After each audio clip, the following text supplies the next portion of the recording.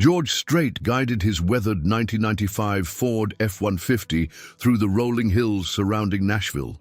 The truck's faded blue paint and rust spots along the wheel wells told stories of countless miles on dusty country roads, but George wouldn't trade it for any luxury vehicle. This old companion had been with him through thick and thin, much like the worn Wrangler jeans and simple white t-shirt he wore today. It was a rare weekend off from his touring schedule, and George had decided to treat himself to a quiet retreat at one of Nashville's finest establishments, the Harmony Grand Hotel. He'd heard about the place through word of mouth, a five-star sanctuary that promised discretion and luxury for discerning guests. What appealed to him most wasn't the opulence, but the promise of anonymity. Here, he could simply be George. Not the king of country music, not the man with more #1 hits than any other artist in history, just a tired traveler looking for some peace and quiet. The GPS guided him through increasingly upscale neighborhoods until he reached the hotel's imposing entrance. The Harmony Grand stood like a monument to Southern elegance, its red brick facade adorned with white columns and manicured gardens that could have graced the pages of Architectural Digest. Luxury vehicles lined the circular driveway, Mercedes sedans, BMW SUVs, and the occasional Rolls-Royce, their polished surfaces gleaming under the afternoon sun. George pulled his truck into the valet area, the engine's gentle rumble drawing curious glances from other guests emerging from their pristine vehicles. He stepped out, adjusting his well-worn baseball cap and grabbing a simple duffel bag from the truck bed. The contrast was stark. Here was a man who looked like he might be more comfortable at a roadside diner than a luxury hotel. Yet he carried himself with a quiet confidence that spoke of someone completely at ease in his own skin. The valet, a young man named Christopher Davis, with perfectly styled hair and a crisp uniform, approached with visible reluctance. His eyes swept over George's truck and attire with barely concealed disdain. "Sir," Christopher said, his tone carefully neutral but lacking warmth, "are you certain you have business at this establishment?" George smiled easily, the same genuine smile that had charmed audiences for decades. "Yes, son, I've got a reservation. Name's George Strait." Christopher's expression didn't change, but his skepticism was evident. "I'll need to see some identification, sir. And I should mention that parking for non-guests is quite expensive." "That's fine," George replied patiently, reaching for his wallet. "I'm actually checking in." The valet examined George's driver's license with the thoroughness of a border guard, clearly hoping to find some discrepancy that would justify turning away this oddly dressed visitor. Finding none, he reluctantly handed the keys back to George. "You'll need to park it yourself in the general lot," Christopher said, pointing toward a less prestigious area away from the main entrance. "The valet service is reserved for appropriate vehicles." George nodded without complaint, understanding the young man's assumption even if he disagreed with the judgment.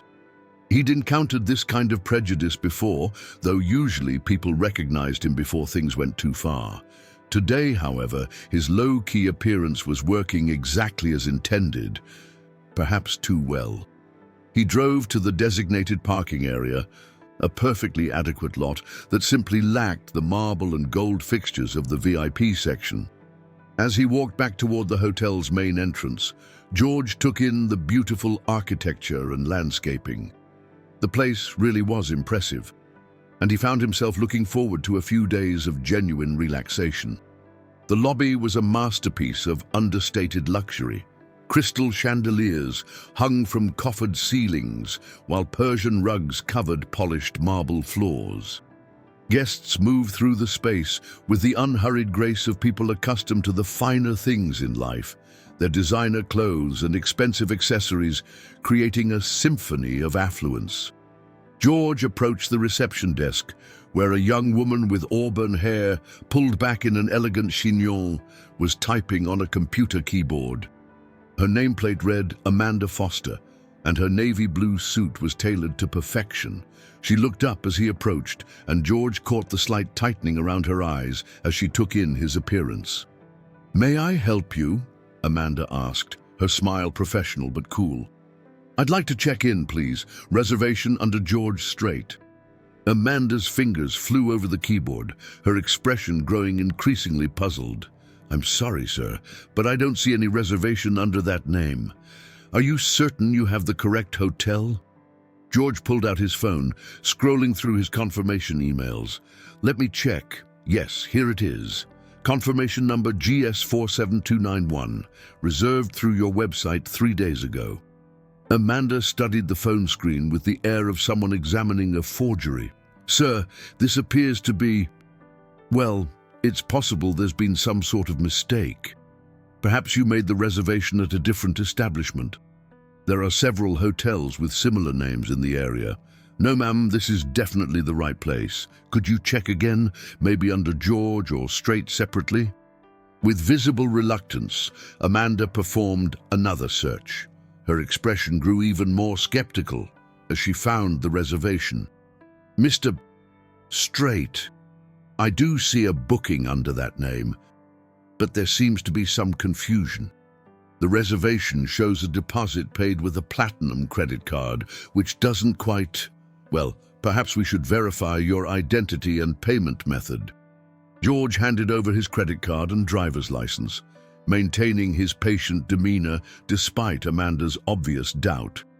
She examined both documents with the intensity of a forensic investigator before reluctantly processing his check-in. "Sir," she said, lowering her voice to what she probably considered a discreet whisper, "I should inform you that this hotel maintains certain standards. Our dress code for common areas requires business casual attire at minimum. Additionally, there are guidelines regarding appropriate behavior that all guests must observe." George nodded politely. "I understand. I'm just planning to keep to myself. Maybe use the pool if that's all right." Amanda's expression suggested that George using the pool might violate several laws of nature. "Of course, sir. However, I should mention that pool access requires appropriate swimwear, and our poolside service has a minimum charge policy." "That's fine," George said simply. Amanda handed him a key card with the reluctance of someone parting with a family heirloom. "You're in room 412. The elevators are to your right. Will you require assistance with your luggage?" George hefted his single duffel bag. "I think I can manage, thank you." As he walked toward the elevators, George was aware of the whispered conversations starting behind him. He caught fragments. How did he even get a reservation? And security should probably keep an eye on him, but he'd heard worse. What bothered him more was the assumption that his worth as a human being could be measured by the thread count of his clothing or the year of his vehicle. The elevator ride to the 4th floor was mercifully quiet, shared only with an elderly gentleman in an expensive suit who nodded politely but kept his distance. George found room 412 and slipped the key card into the reader. The room was everything he'd hoped for. Spacious, elegantly appointed, with a view of the hotel's gardens and the Nashville skyline beyond. He set his duffel bag on the luggage rack and walked to the window, taking in the peaceful scene below. A few guests strolled through the gardens, and he could see the pool area with its pristine blue water and comfortable lounge chairs. It looked perfect for the kind of quiet relaxation he was seeking. George kicked off his boots and lay back on the king-sized bed, its high thread count sheets softer than clouds. Despite the chilly reception downstairs, he was determined to enjoy his weekend. He'd worked too hard and come too far to let a few judgmental hotel employees spoil his well-deserved break. As the afternoon sun slanted through the windows, George found himself thinking about the assumptions people made based on appearances. In his career, he'd met billionaires who dressed like ranch hands and seen supposedly sophisticated people who couldn't carry on a conversation beyond the weather. True character, he'd learned, had nothing to do with designer labels or expensive cars. His phone buzzed with a text from his manager, checking on his weekend plans.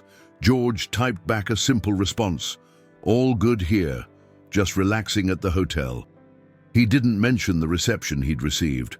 There was no point in dwelling on other people's narrow-mindedness when he had 2.5 days of peace ahead of him. As evening approached, George considered his options for dinner. The hotel had a highly rated restaurant, but given the staff's reaction to his presence, he wondered if he might be more comfortable finding somewhere else to eat. Then again, he'd paid for this experience, and he had every right to enjoy all the amenities the hotel offered. He unpacked his few belongings, hanging up a clean shirt and a pair of car keys, his idea of dressing up when he wasn't performing.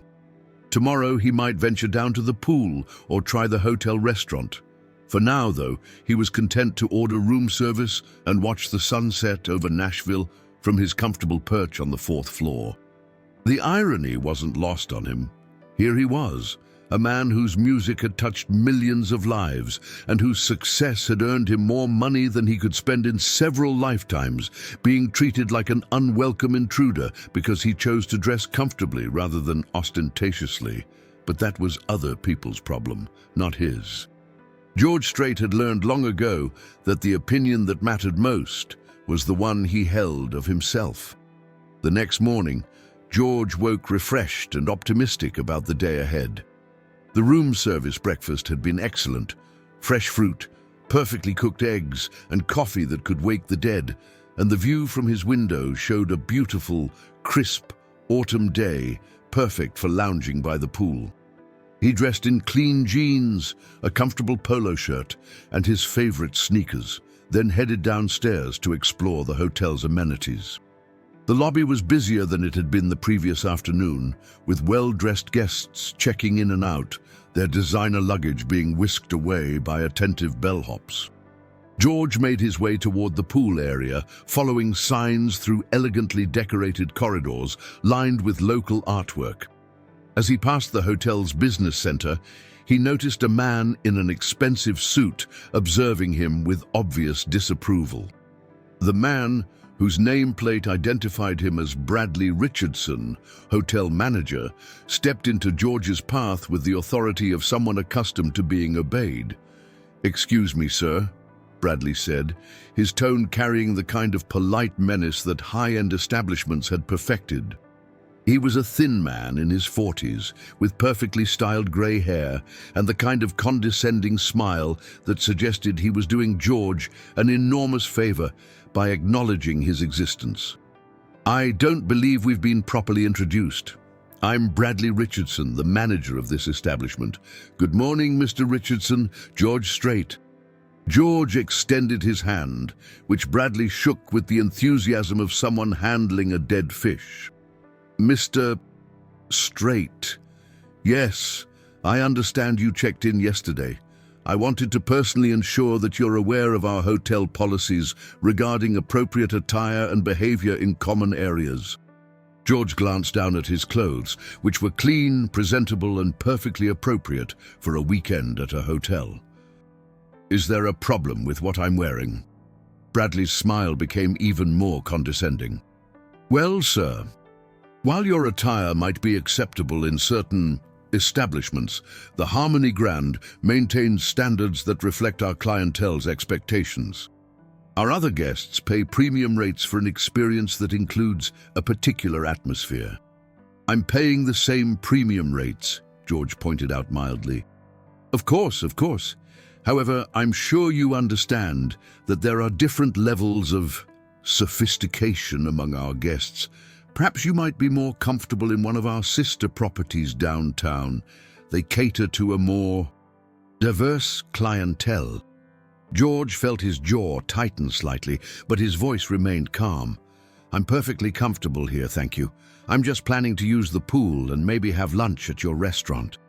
Bradley's expression suggested that George using these facilities might cause the hotel's property values to plummet. "About the pool, sir, our poolside service does have certain requirements. There's a minimum charge for food and beverage orders, and we do expect our guests to maintain appropriate decorum." "What exactly does that mean?"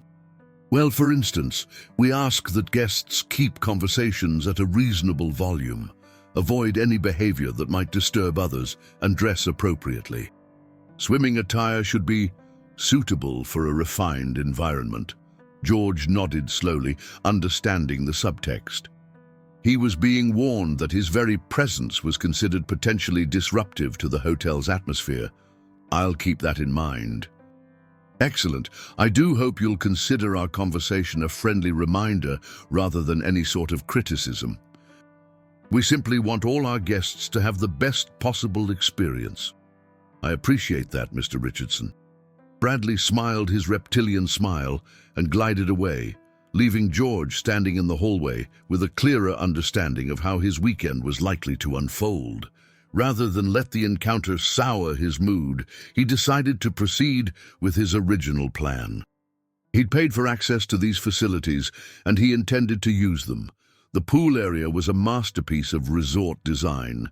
Crystal-clear water surrounded by elegant stonework, comfortable lounge chairs positioned for optimal sun exposure, and discreet servers ready to cater to guests' every need. Only a few other people were present.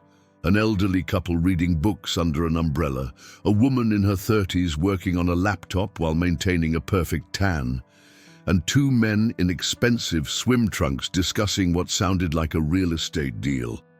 George found an empty lounge chair and spread out his towel. His swimming shorts were plain navy blue, purchased years ago at a department store and chosen for comfort rather than fashion. As he settled onto the chair with a paperback novel he'd been meaning to read, he noticed one of the poolside servers approaching. The young man, whose name tag read Derek Phillips, had the kind of practiced smile that didn't quite reach his eyes. "Good morning, sir. Can I get you something to drink?" "That'd be great. What do you have?" Derek rattled off an impressive list of cocktails, wines, and specialty drinks, each with a price that could fund a small country's defense budget. "We also have domestic beer, soft drinks, and water." "I'll take a Coke, thanks." "Certainly, sir."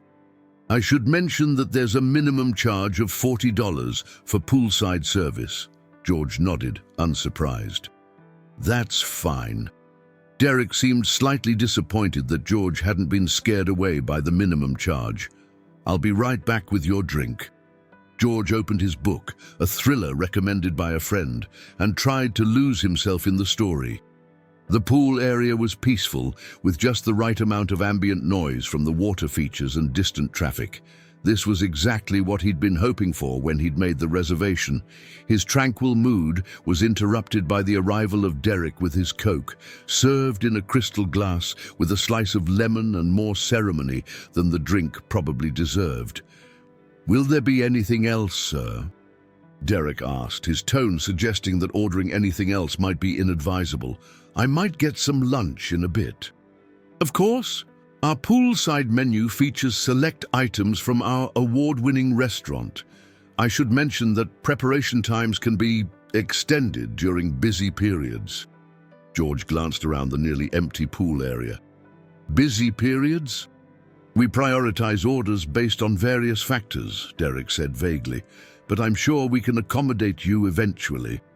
The message was clear. Orders from guests who looked like they belonged would be prepared first. George simply nodded and returned to his book, making a mental note to observe how other guests were treated. He didn't have to wait long. Within minutes, a couple in their 50s arrived and took chairs near the pool's edge.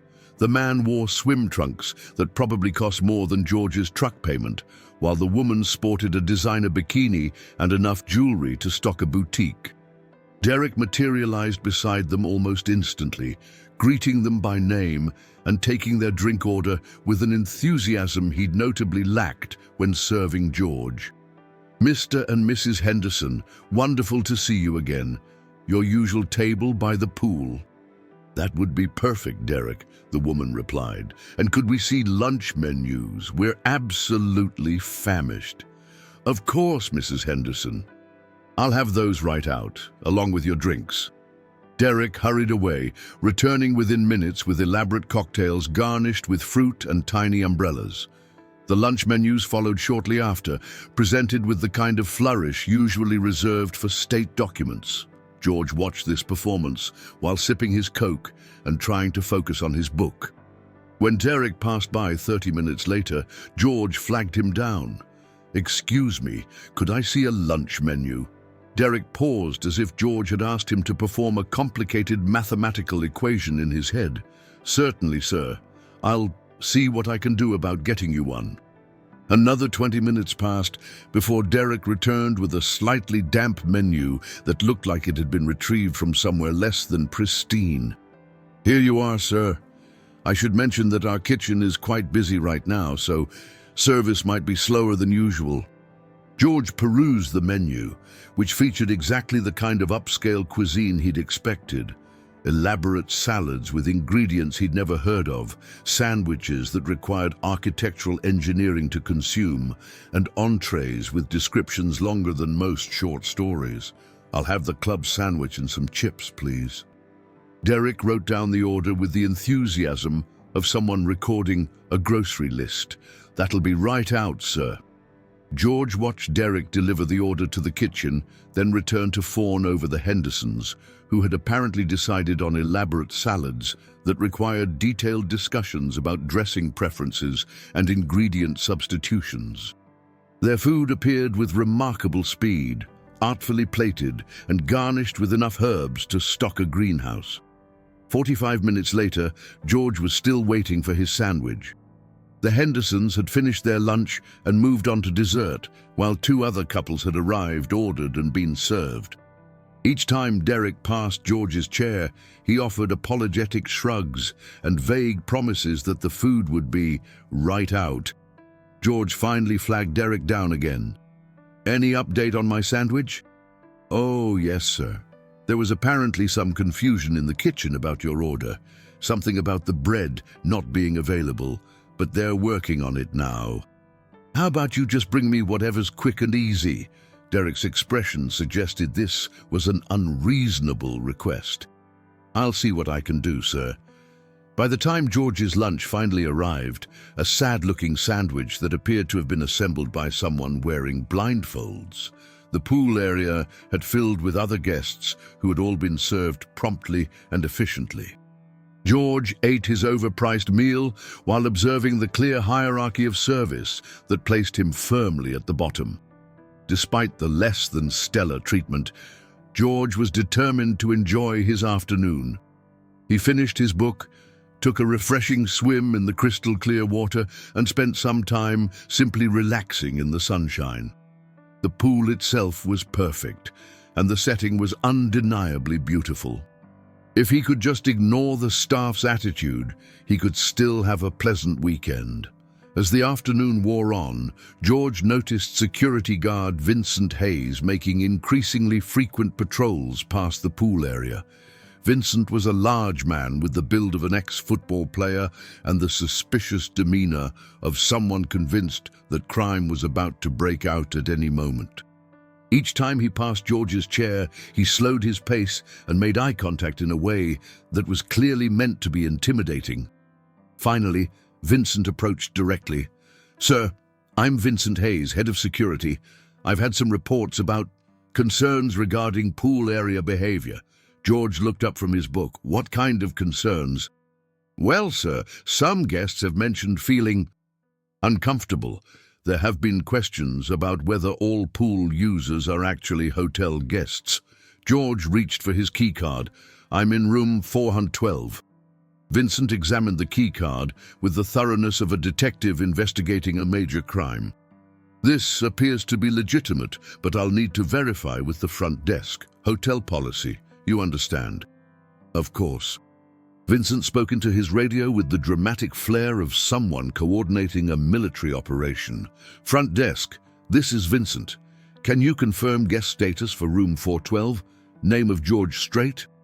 The response was audible to anyone within 10 feet. "Confirmed. Guest checked in yesterday." Vincent looked slightly disappointed by this confirmation but wasn't ready to give up. "Sir, I'll also need to see photo identification just to be thorough." George handed over his driver's license, which Vincent studied as if it might contain secret codes. The security guard's expression grew increasingly puzzled as he compared the photo to George's face, clearly struggling with something he couldn't quite articulate. "Is there a problem?" George asked. No problem, sir. Just being thorough. We take security very seriously here." Vincent returned the license and moved away, but George noticed he continued to observe from a distance. The message was clear. Despite being a legitimate guest, George was being treated as a potential threat to the hotel's atmosphere and other guests' comfort. As evening approached and other guests began leaving the pool area, George packed up his belongings and headed back to his room. The day had been a masterclass in subtle discrimination, nothing overt enough to be officially complained about, but a consistent pattern of inferior service and suspicious treatment that made his status as an unwelcome guest unmistakably clear. In his room, George ordered room service again, not wanting to deal with whatever reception awaited him in the hotel restaurant. As he ate dinner while watching the sunset from his window, he reflected on the day's experiences. He'd encountered prejudice before, both as a young musician struggling to make it in Nashville, and later as someone whose success bred resentment in certain circles. But this was different. This was judgment based purely on appearance, with no consideration for character, achievement, or basic human dignity. Tomorrow, he decided, would be different. He'd give the hotel staff one more chance to show their true colors before deciding whether to cut his weekend short or simply endure another day of their particular brand of hospitality. George's second morning at the Harmony Grand began with another excellent room service breakfast and a determination to make the best of his remaining time. Despite yesterday's treatment, he wasn't ready to let small-minded hotel staff ruin what was supposed to be a relaxing weekend. He'd faced bigger challenges than snobbish service in his life, and he wasn't about to be driven away from a place he had every right to enjoy. He dressed in his cleanest jeans and a button-down shirt, his version of dressing up for the hotel restaurant, where he'd decided to have lunch despite yesterday's poolside service debacle. First, though, he planned to spend the morning exploring downtown Nashville, maybe visit some of the places that held special meaning in his career. As George headed through the lobby toward the exit, he was intercepted by Bradley Richardson, who appeared to have been lying in wait behind a decorative pillar. "Mr. Strait, good morning. I trust you slept well?" "Very well, thank you." Bradley's smile was even more artificial than it had been the day before. "Excellent. I wanted to follow up on our conversation yesterday. I've been thinking about your situation, and I believe I may have a solution that would benefit everyone." George stopped walking, curious to hear what Bradley considered a solution to the problem of his presence. "You see," Bradley continued, lowering his voice to a conspiratorial whisper, "I've been in contact with several other hotels in the area, places that might be more suited to your particular needs and budget. I'd be happy to assist with transferring your reservation, perhaps even arrange a partial refund to help with any inconvenience." "My particular needs?" George asked, his voice carefully neutral. "Well, yes, I mean no offense, of course, but the Harmony Grand caters to a very specific clientele. Our amenities, our service style, our general atmosphere, they're all designed for guests who are accustomed to a certain lifestyle. I'm simply suggesting that you might find a different environment more comfortable." George studied Bradley's face, reading the subtext clearly. The man was trying to get rid of him as politely as possible, assuming that someone who dressed like George couldn't possibly belong in a luxury hotel. "I appreciate your concern, Mr. Richardson, but I'm quite comfortable here. The room is excellent, and I'm looking forward to trying your restaurant." Bradley's smile faltered slightly. "About the restaurant, sir, I should mention that we do have a dress code. Business casual is the absolute minimum, and we prefer that gentlemen wear collared shirts and dress shoes." George glanced down at his button-down shirt and clean jeans. "This seems appropriate for business casual. Well, yes, technically, but our other guests, they tend to dress somewhat more formally. I'd hate for you to feel out of place." "I think I'll be fine." Bradley's mask slipped just enough to reveal genuine irritation. "Of course, sir." I'm simply trying to ensure that all our guests have the best possible experience. I hope you'll understand if the service isn't quite up to your expectations. Our staff is trained to work with a certain type of clientele. The threat was barely veiled now. George was being warned that if he insisted on staying, he'd continue to receive substandard treatment. "I understand perfectly," George said quietly. "Have a good day, Mr. Richardson." As George walked toward the hotel's exit, he could feel Bradley's eyes boring into his back. The man was clearly frustrated by his inability to convince George to leave voluntarily, and George suspected that the day's treatment would be even worse than yesterday's. Downtown Nashville was as vibrant as ever, with tourists strolling along Broadway and musicians setting up on street corners. George spent a pleasant morning revisiting some of his old haunts, including the venues where he'd played in his early days. The contrast between the genuine warmth of the street musicians and shop owners and the artificial hostility of the Harmony Grand staff wasn't lost on him.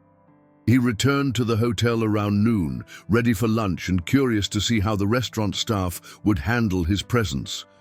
The Magnolia Room was everything he'd expected from a five-star hotel restaurant: elegant decor, pristine table settings, and an atmosphere of hushed sophistication. About half the tables were occupied by well-dressed diners engaged in quiet conversation over what appeared to be elaborate meals. The maitre d', a tall man with silver hair and the bearing of European royalty, approached George with visible reluctance. His nameplate read Philippe Dubois, and his accent suggested the kind of continental sophistication that high-end restaurants love to cultivate. "Good afternoon, sir. Do you have a reservation?" "No, I was hoping you might have a table available. I'm a guest at the hotel." Philippe consulted his reservation book with the gravity of someone reviewing state secrets. "I'm afraid we're quite busy this afternoon. Perhaps you might try our casual dining option in the lobby cafe." George glanced around the half-empty restaurant. "It looks like you have several open tables." "Those are reserved, sir. We book quite far in advance." "How far in advance?" Philippe's expression suggested this was an inappropriate question. "Our regular guests often make standing reservations weeks or months ahead. I'm sure you understand that we must honor those commitments." George nodded toward a nearby table where a couple had just been seated without any apparent reservation check. "What about that table? They just walked in." "The Andersons are longtime guests, sir. They have a standing arrangement." The discrimination was becoming impossible to ignore, but George maintained his composure. "I see. When might you have something available?" Philippe made a show of consulting his book again. "Possibly next week. I could put you on a waiting list." "For lunch next week? Our schedule is quite full, sir." George was about to respond when a familiar voice interrupted the conversation. "Philippe, darling, do you have our usual table?" The woman approaching was in her 60s, elegantly dressed in a way that suggested money rather than taste. Her companion was a thin man with nervous eyes who kept glancing around as if expecting to be recognized. Philippe's entire demeanor transformed at their arrival. "Mrs. Patterson, Mr. Patterson, of course your table is ready. Right this way." As Philippe began leading the Pattersons toward a prime table by the window, the woman glanced back at George with obvious curiosity. "Who's the cowboy, Philippe?" she asked in a voice that carried across the restaurant. "Just someone looking for a table, Mrs. Patterson. Nothing to concern yourself with." George felt his temper stir for the first time since arriving at the hotel. Being dismissed as nothing to concern yourself with crossed a line that even his legendary patience couldn't ignore. "Excuse me," he said, his voice still calm but carrying a new edge. "I'm a guest at this hotel, and I'd like to speak with your manager." Philippe turned back with the expression of someone being asked to handle a particularly distasteful chore. "Sir, I am the manager of this restaurant. Perhaps we could discuss your concerns later when we're less busy." "We can discuss them now. You're clearly not as busy as you claim to be." The restaurant had gone quiet, with other diners turning to observe the confrontation. George was aware that he was becoming the center of attention, but he'd reached his limit for being treated like an unwelcome intruder. "Sir," Philippe said, his voice dropping to a furious whisper, "you're creating a disturbance. I'm going to have to ask you to leave. For requesting service at a half-empty restaurant? For disrupting our other guests' dining experience." Mrs. Patterson was watching the exchange with the fascination of someone observing a train wreck. Her husband looked mortified by the attention, but she seemed to be enjoying the drama. "This is better than reality TV, Thomas," she announced to her companion. "Should we call security, Philippe?" "That won't be necessary, Mrs. Patterson. I'm sure this gentleman understands the situation." George looked around the restaurant, taking in the faces of the other diners. Some looked embarrassed by what they were witnessing, while others seemed to agree with Philippe's handling of the situation. None of them appeared inclined to speak up on behalf of basic fairness. "I understand the situation perfectly," George said quietly. "Better than you might think." He turned and walked out of the restaurant, his dignity intact, but his faith in human nature somewhat diminished. As he crossed the lobby, he could see Vincent Hayes speaking urgently into his radio, apparently reporting on the restaurant incident. George decided to return to his room to regroup and consider his options. He could complain to corporate headquarters, though he doubted it would make much difference for this weekend. He could check out and go home, admitting defeat to the small-minded bigotry of the hotel staff. Or he could stay and endure whatever treatment awaited him, proving to himself, if no one else, that he wouldn't be intimidated. As he waited for the elevator, Amanda Foster approached from the front desk, her expression a mixture of professional courtesy and barely concealed hostility. "Mr. Strait, I understand there was some difficulty at the restaurant. Your restaurant manager refused to seat me, despite having available tables." Amanda nodded as if this were perfectly reasonable. "Our restaurant does maintain certain standards. Perhaps there was a misunderstanding about the dress code." George looked down at his button-down shirt and clean jeans, the same outfit that would have been perfectly acceptable at 90% of the restaurants in Nashville. "There was no misunderstanding," he said simply. "Well, I'm sure Philippe was just trying to maintain the atmosphere our guests expect. Perhaps room service would be more comfortable for you." The suggestion that he should hide in his room rather than use the hotel's public facilities was the final insult. George had endured enough subtle and not-so-subtle discrimination for one weekend. "Ma'am, I've paid the same rate as every other guest in this hotel. I expect the same level of service." Amanda's professional mask slipped slightly. "Mr. Strait, I think we both know that different guests have different expectations. We're simply trying to ensure that everyone has an appropriate experience." "Appropriate for whom?" "For our typical clientele." George nodded slowly, understanding that the conversation had moved beyond subtle hints to open admission of discriminatory treatment. "I see. And who decides what's appropriate?" Amanda realized she'd said too much and tried to backtrack. "I simply meant that we want all our guests to feel comfortable. Perhaps, if you'd like to discuss this further, Mr. Richardson would be happy to meet with you." "No, I think I understand the hotel's position quite clearly." The elevator arrived, and George stepped inside, leaving Amanda standing in the lobby looking uncertain about how the conversation had ended.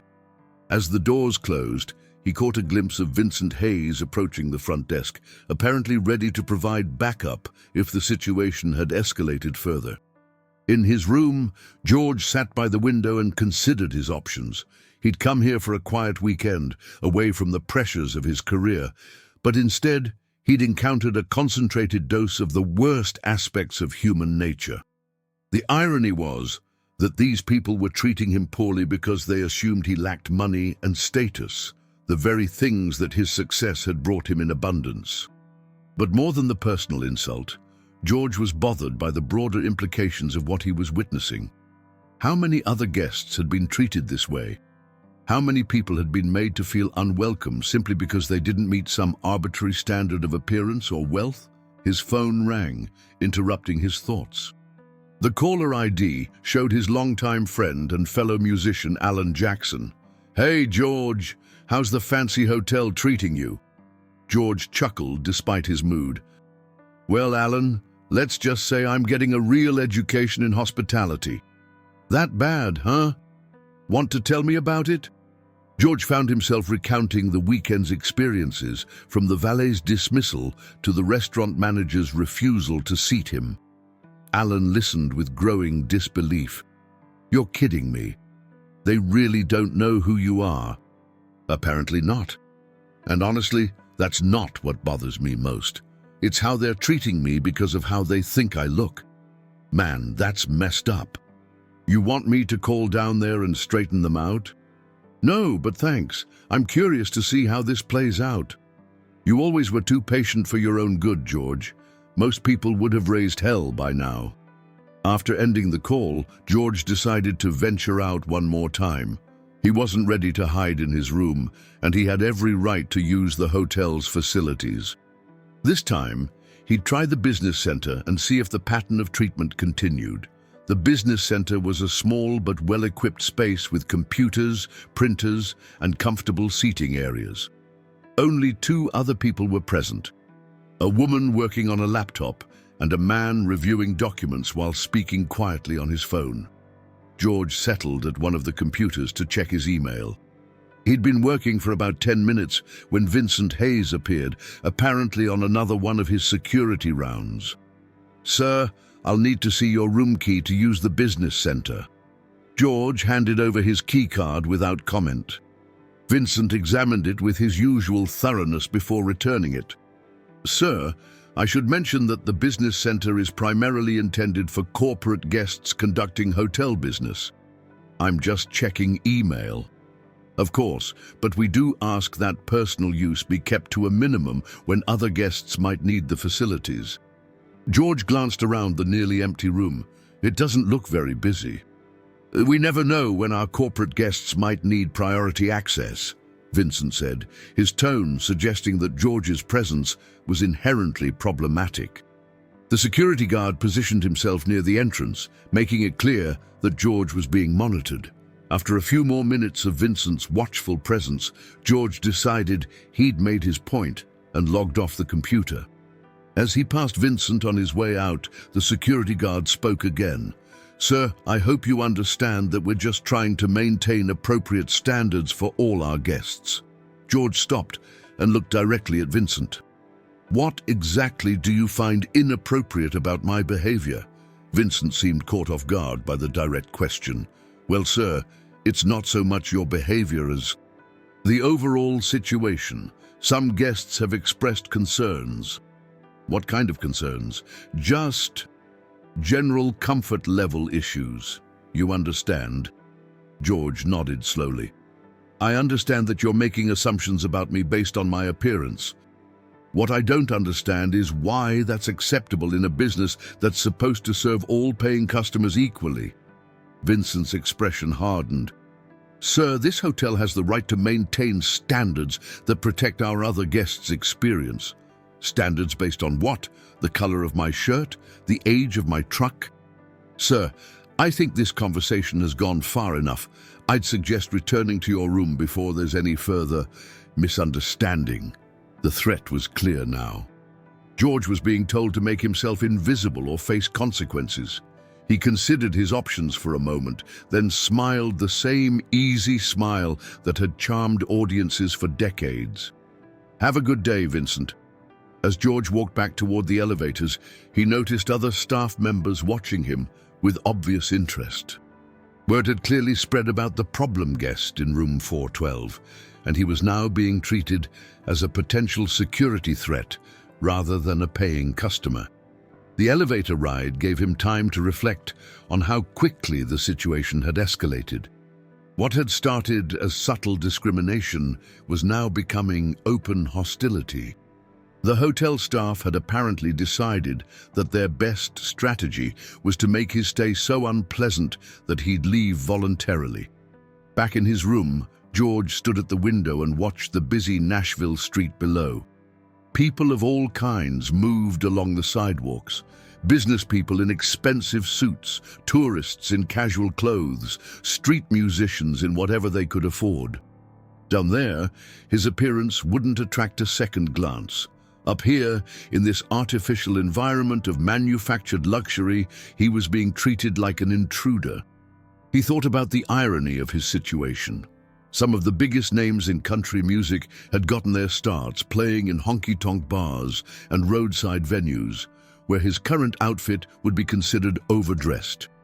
The same industry that celebrated authenticity and connection to working-class values was now represented by a hotel that judged worth by appearance and bank account. George's phone buzzed with a text from his wife, checking on his weekend. He typed back a brief response, not wanting to worry her with details of his treatment. She'd be furious if she knew how he was being treated, and there wasn't anything she could do about it from home.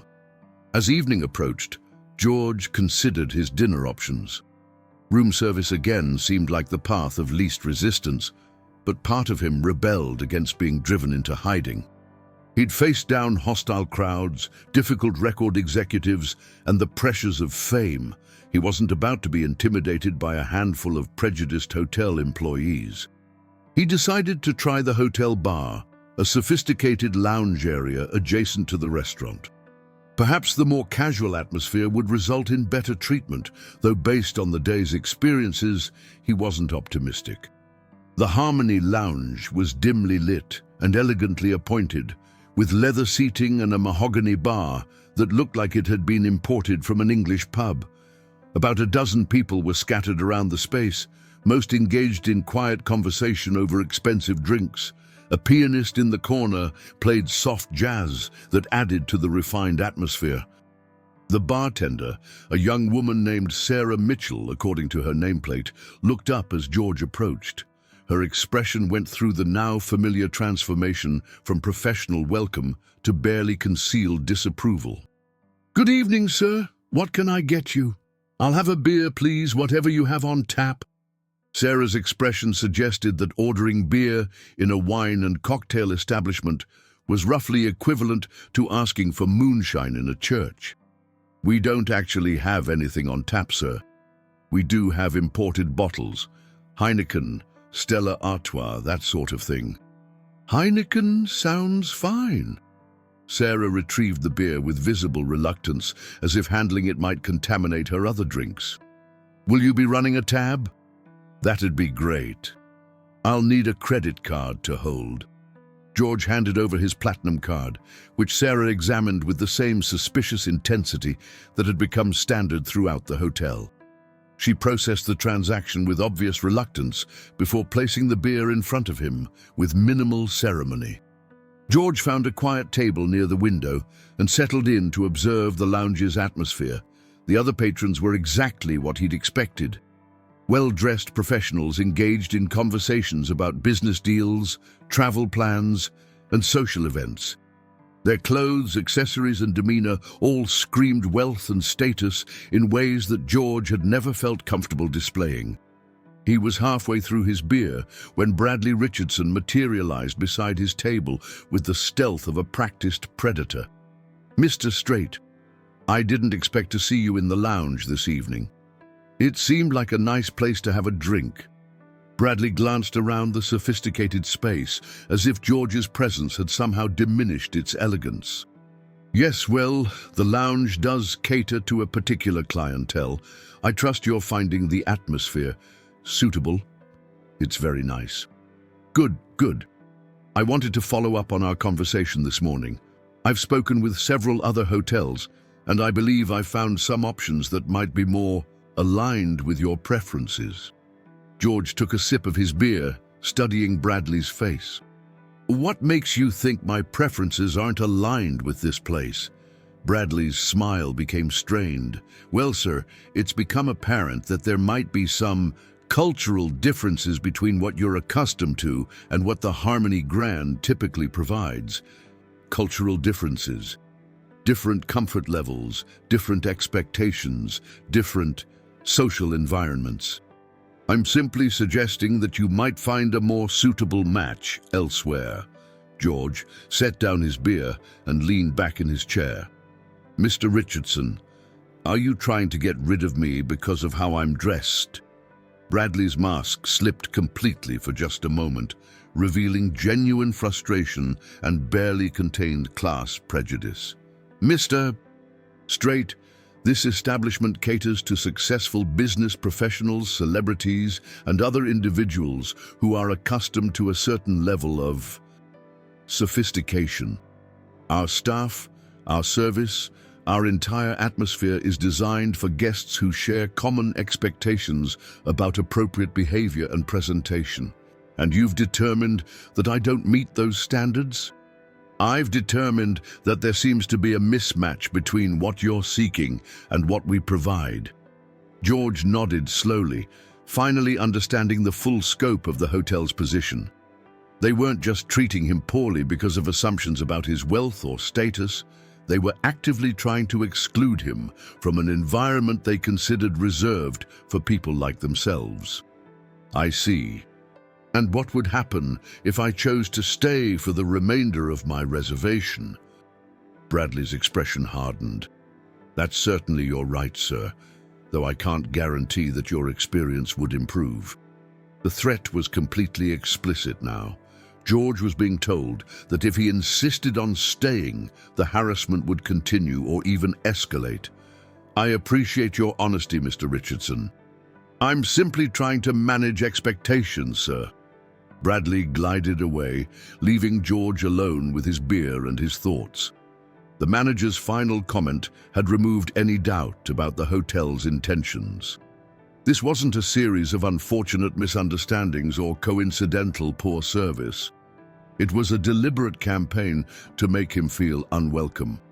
George finished his beer while observing the other lounge patrons, most of whom had clearly been watching his conversation with Bradley. Some looked embarrassed by what they'd witnessed, while others seemed to approve of the manager's handling of the situation. None of them had spoken up or shown any inclination to challenge the obvious discrimination they'd observed. As he prepared to leave, Sarah approached his table with obvious reluctance. Sir, I wanted to mention that we'll be closing early tonight for a private event. You'll need to settle your tab. George glanced around the lounge, which showed no signs of preparation for any event. What time are you closing? In about 10 minutes, sir. George handed her his credit card. That's quite early for a hotel bar on a Saturday night. Sarah avoided eye contact while processing the payment. Yes, well, these private events sometimes require special arrangements. George signed the receipt and stood to leave. As he reached the lounge entrance, he glanced back to see the staff making no preparations whatsoever for any private event. The message was clear. They were closing early simply to get rid of him. In the elevator, George reflected on the evening's experiences. What had started as poor service had escalated to open hostility and blatant lies designed to exclude him from the hotel's facilities. The staff's behavior had moved beyond mere prejudice into something approaching persecution. Back in his room, George considered his options for tomorrow, his final day at the Harmony Grand. He could check out early and cut his losses, admitting defeat to the hotel's discriminatory treatment. He could file formal complaints with corporate headquarters and state discrimination agencies, though he doubted that would provide immediate satisfaction. Or he could stay and continue to endure whatever treatment awaited him, proving to himself that he wouldn't be intimidated into hiding. As he prepared for bed, George thought about the lessons his parents had taught him about dignity, perseverance, and standing up for what was right. They'd raised him to believe that all people deserve basic respect, regardless of their appearance, wealth, or status. The staff at the Harmony Grand clearly didn't share those values, but that didn't mean he had to abandon his own. Tomorrow would be his final day at the hotel, and George was curious to see how far the staff's hostility would escalate. He'd endured worse treatment in his life and survived. A few more hours of prejudiced hotel employees wasn't going to break him, but he was also looking forward to the moment when their assumptions about him would be proven spectacularly wrong. That moment was coming sooner than they thought. Sunday morning arrived with crisp autumn air and the promise of George's final day at the Harmony Grand Hotel. Despite the weekend's challenging experiences, he'd slept well and woke with a sense of curiosity about how the day would unfold. He'd endured 2 days of increasingly hostile treatment, and he was interested to see if the hotel staff would maintain their professional facade or allow their prejudices to surface completely. After ordering room service one final time, the one service that had remained consistently excellent throughout his stay, George dressed in his cleanest clothes and prepared for what he assumed would be a few more hours of discrimination before checkout. He'd decided to spend the morning at the pool one last time, partly because it was a beautiful day and partly because he was curious to see how far the staff's hostility had progressed. The lobby was busier than usual for a Sunday morning, with several groups of well-dressed guests checking out while bellhops loaded expensive luggage onto carts. George noticed Amanda Foster at the front desk, her usual professional demeanor intact as she processed departures and arrivals with practiced efficiency. As he walked toward the pool area, George was intercepted by Vincent Hayes, who appeared to have been waiting for his appearance. "Mr. Strait, I need to speak with you about some concerns that have been raised." George stopped, unsurprised by yet another confrontation. What kind of concerns? Vincent's expression was more serious than usual, suggesting that whatever he was about to say represented an escalation from previous encounters. "Sir, we've received multiple complaints from other guests about disruptive behavior and inappropriate conduct in common areas." George raised an eyebrow. "What specific behavior are you referring to?" "Well, sir, there have been reports of aggressive interactions with staff members, violations of dress codes, and general conduct that makes other guests uncomfortable." George studied Vincent's face, reading the barely concealed hostility behind the official language. "Can you be more specific about these aggressive interactions?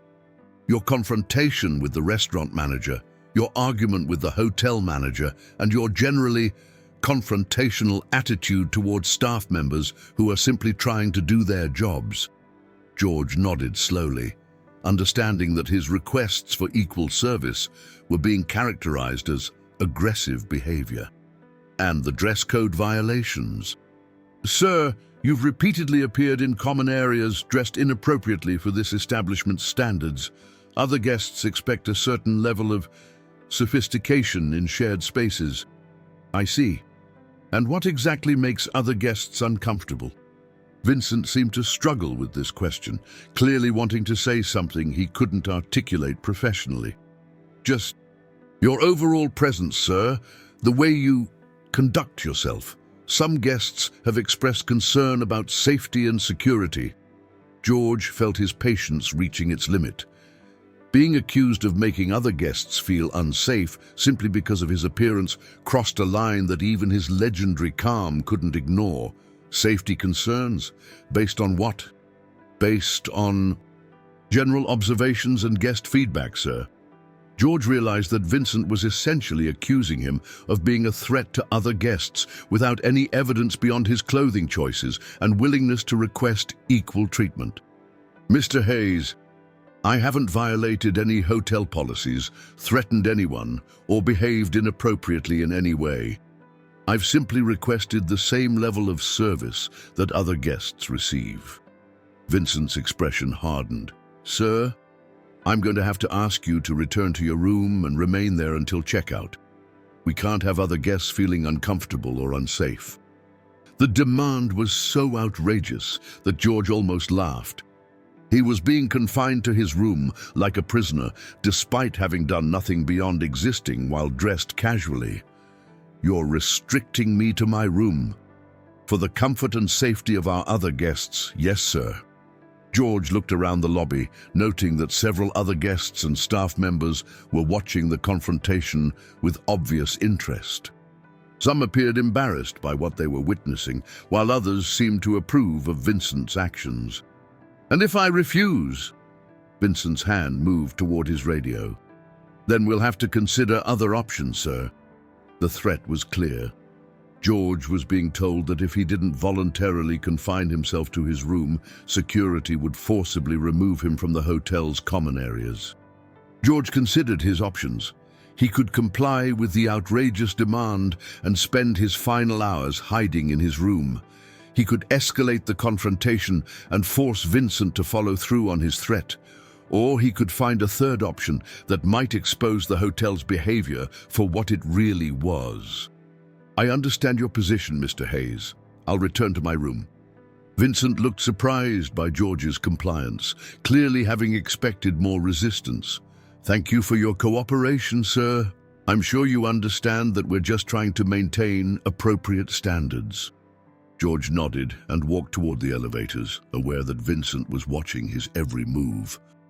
As he waited for the elevator to arrive, he could hear whispered conversations starting around the lobby as other guests discussed what they'd witnessed. In his room, George sat by the window and reflected on the morning's confrontation. He'd now been officially classified as a threat to other guests' safety and comfort, confined to his room for the crime of requesting equal treatment while dressed casually. The hotel's discrimination had reached a level that was both absurd and infuriating. His phone rang and he was surprised to see an unfamiliar local number. "Hello, Mr. Strait? This is Patricia Williams. I own the Harmony Grand Hotel." George felt a surge of interest. Patricia Williams was a name he recognized, a successful businesswoman who owned several luxury properties throughout the South. Her reputation was generally positive, known for running quality establishments with high standards but fair treatment. "Ms. Williams, this is unexpected. Mr.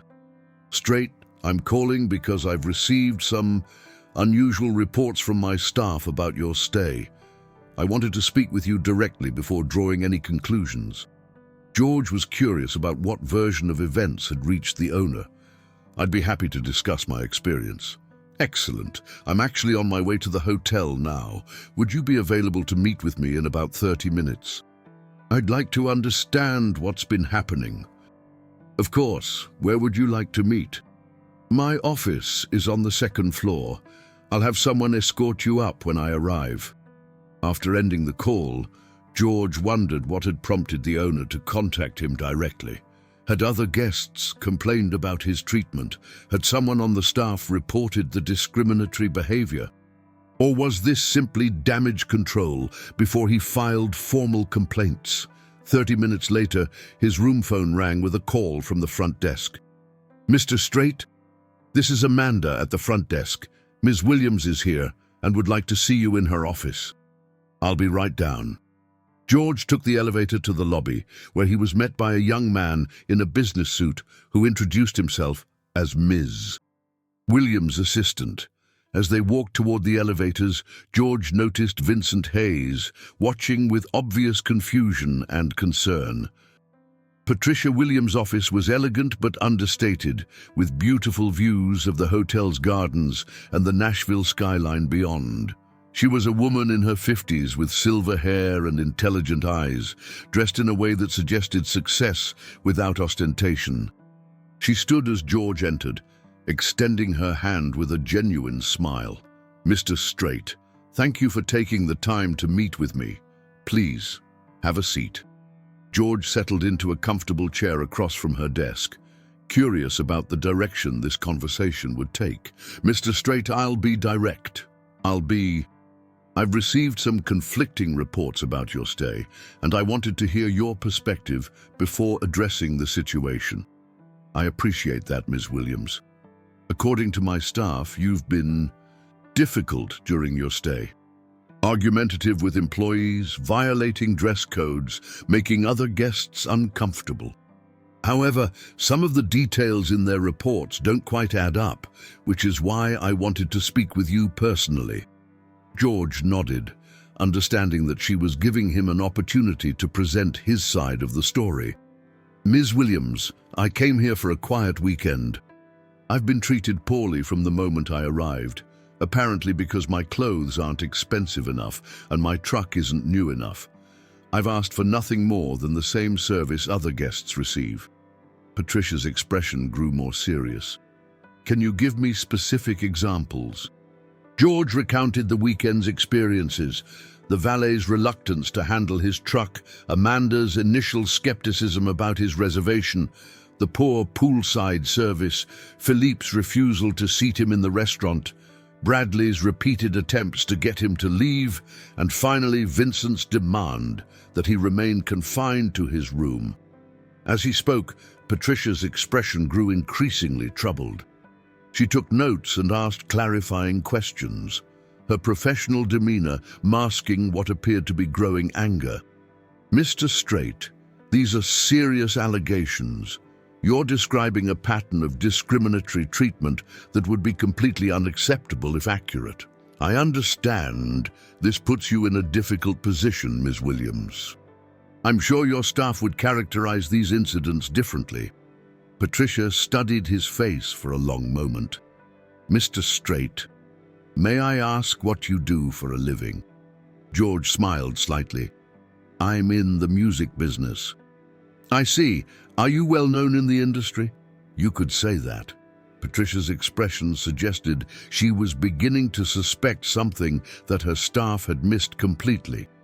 "Mr. Strait, I have to ask, are you by any chance the George Strait, the country music singer?" George nodded. "Yes, ma'am." Patricia's face went through a series of expressions: surprise, recognition, and finally horrified embarrassment as the full implications of her staff's behavior became clear. "Oh my God. You're the king of country music. You have more #1 hits than any artist in history. She paused, clearly struggling to process the magnitude of her staff's mistake. "I'm just a guest who wanted a quiet weekend," George said simply. Patricia stood and walked to her window, looking out at the hotel grounds while she processed this revelation. When she turned back, her expression was a mixture of professional mortification and personal anger. "Mr. Strait, I am beyond apologetic. The treatment you've described is completely unacceptable under any circumstances. But to learn that my staff has been treating one of country music's greatest legends this way, I'm honestly speechless. Ms. Williams, the fact that I'm a successful musician doesn't make the treatment any worse. It would be just as wrong if I were anyone else." Patricia nodded vigorously. "You're absolutely right, of course, but the irony is that my staff prides itself on recognizing and catering to celebrities and VIPs. The fact that they not only failed to recognize you, but actively mistreated you because of their own prejudices, it's inexcusable." She returned to her desk and picked up her phone. "I need to address this situation immediately. Would you be willing to accompany me downstairs? I think my staff needs to understand exactly what they've done." George considered the request. Part of him wanted to simply check out and leave the hotel staff to face whatever consequences Patricia deemed appropriate. But another part of him recognized an opportunity to create a learning moment that might prevent future guests from experiencing similar treatment. "All right, Ms. Williams, but I'd prefer to handle this with dignity rather than humiliation." "Of course, though I can't promise to be quite as gracious with my employees." Patricia led George out of her office and toward the elevators, her expression grim with determination. As they descended to the lobby, she spoke quietly. "Mr. Strait, I want you to know that this kind of behavior doesn't represent the values I try to instill in my properties. I'm going to use this as a teaching moment for my entire staff, but I understand if you prefer to never darken our doorway again. Ms. Williams, everyone deserves a chance to learn from their mistakes. As the elevator doors opened into the lobby, George could see the hotel staff going about their usual Sunday morning routines, completely unaware that their weekend of discriminatory behavior was about to be exposed in the most dramatic way possible. The Harmony Grand's lobby buzzed with typical Sunday morning activity as Patricia Williams and George Strait emerged from the elevator. Guests were checking out, bellhops were managing luggage, and the hotel staff was performing their duties with the practiced efficiency that luxury establishments demanded. None of them noticed anything unusual about the woman in the business suit walking alongside the casually dressed man they'd spent the weekend dismissing and harassing. Patricia's expression was set in lines of professional fury as she surveyed her domain, taking in the scene with fresh eyes informed by George's account of his treatment. Her hotel, her reputation, had been compromised by the prejudiced behavior of employees she'd trusted to represent her values. Bradley Richardson was the first to notice their approach. He emerged from behind the concierge desk where he'd been reviewing the day's checkout schedule, his practiced smile freezing as he recognized the hotel owner. His eyes moved to George with obvious confusion and growing alarm. "Ms. Williams, what a pleasant surprise. I wasn't expecting you today." "Hello, Bradley. I needed to address some issues that have come to my attention. Could you please gather the staff in the lobby? I'd like to speak with everyone." Bradley's confusion deepened as he glanced between Patricia and George. "Of course, ma'am.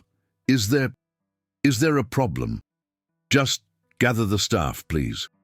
As Bradley hurried away to collect employees from various departments, Patricia turned to George with an expression of grim determination. "Mr. Strait, I want you to know that what you're about to witness isn't meant as entertainment. It's meant as education." "I understand, Ms. Williams."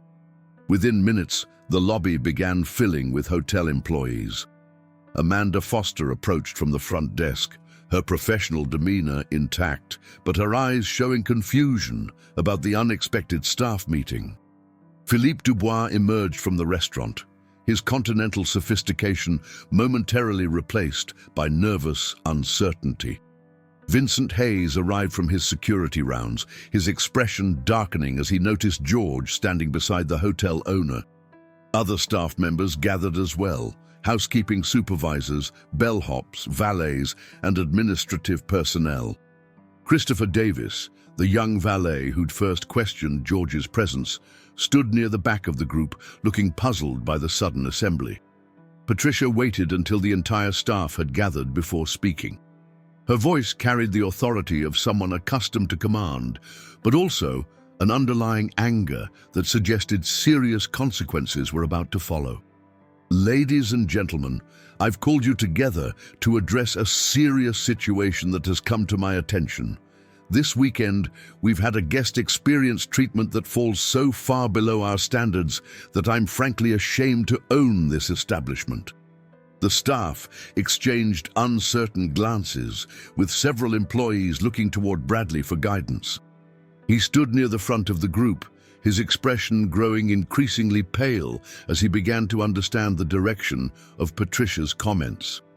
"Our guest," Patricia continued, gesturing toward George, "has been subjected to discrimination, harassment, and outright hostility from multiple staff members.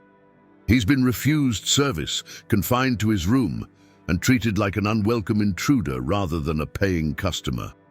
Vincent Hayes stepped forward, his expression defiant.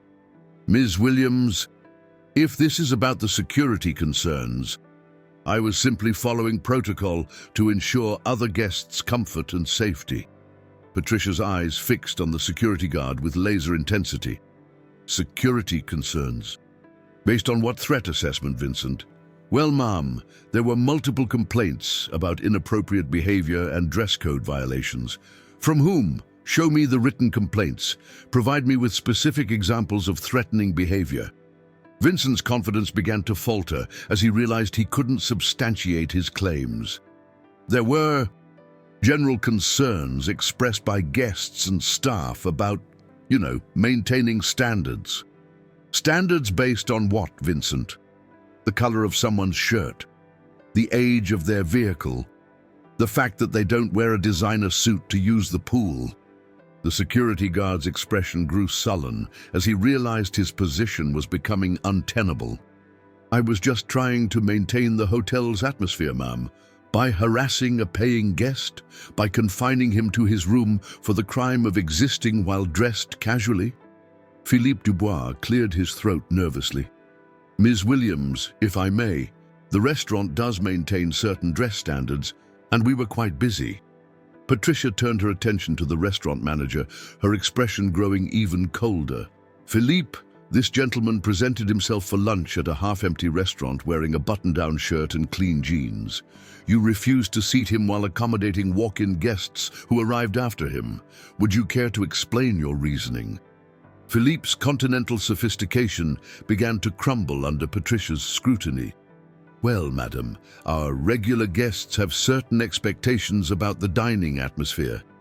Expectations that apparently don't include treating all paying customers with basic respect.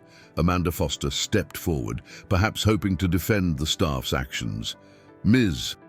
Williams, we were simply trying to maintain the hotel's standards and ensure that all guests felt comfortable in an appropriate environment. Patricia's laugh was devoid of humor. Amanda, let me make sure I understand your position. You believed it was appropriate to question this guest's reservation, lecture him about dress codes, and suggest he might be more comfortable elsewhere. All because he didn't meet your personal definition of what a luxury hotel guest should look like. I was following established protocols, ma'am. Protocols that apparently include judging guests by their appearance rather than their character or their ability to pay. Bradley Richardson finally found his voice, stepping forward in an attempt to salvage the situation. Ms. Williams, I think there may have been some misunderstandings this weekend. Perhaps if we could discuss this privately. Patricia's attention fixed on her hotel manager with particular intensity. Bradley, there's been no misunderstanding. You repeatedly attempted to convince this guest to leave, suggested he would be more comfortable at a different type of establishment, and threatened him with poor service if he insisted on staying. Is that an accurate assessment? Bradley's expression showed a mixture of defiance and growing panic. Ms. Williams, I was simply trying to manage guest relations and ensure that everyone had an appropriate experience. Sometimes that requires difficult conversations. Difficult conversations about what? About who belongs in your hotel and who doesn't. The lobby had fallen completely silent, except for Patricia's voice and the uncomfortable shuffling of employees who were beginning to realize the magnitude of their collective mistake. Several guests had paused their checkout procedures to observe the confrontation, while others had discreetly moved away from the increasingly tense scene. Patricia walked to the center of the group, her voice carrying to every corner of the lobby. Let me tell you who you've been harassing this weekend. This is George Strait. He's sold more than 100 million records worldwide. He has more #1 hits than any artist in country music history. He's been inducted into the Country Music Hall of Fame, received countless awards, and is widely regarded as one of the greatest musicians of all time. The effect of this revelation was immediate and dramatic. Several staff members' faces went white as the implications sank in. Amanda Foster's hand flew to her mouth in horror. Philippe Dubois looked like he might faint. Vincent Hayes's defiant expression crumbled into one of sick realization. Christopher Davis, the young valet, stepped forward with obvious distress. Oh my God, Mr. Strait, I made you park in the general lot. I questioned whether you belonged here. I'm so sorry, sir. George smiled kindly at the young man. It's all right, son. You were doing your job as you understood it. Patricia wasn't ready to show such forgiveness. Christopher, you were doing your job based on prejudiced assumptions about what successful people look like. That's not your job. That's discrimination. She turned back to address the entire group. But here's what makes this situation even more appalling. The fact that Mr. Strait is a celebrity doesn't make your treatment of him any worse than it would have been if he were a construction worker, a teacher, or anyone else who chose to dress comfortably for a weekend getaway. Every guest who pays our rates deserves the same level of respect and service, regardless of their appearance or perceived social status. Bradley attempted one final defense. Ms.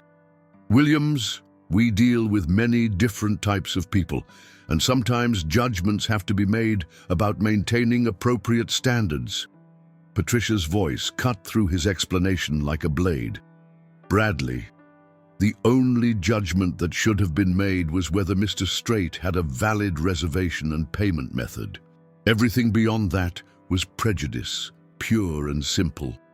She walked back to stand beside George, her expression conveying both personal embarrassment and professional outrage.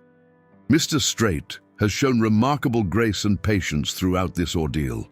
A lesser person might have caused a scene, demanded immediate satisfaction, or simply left and shared their experience with the media.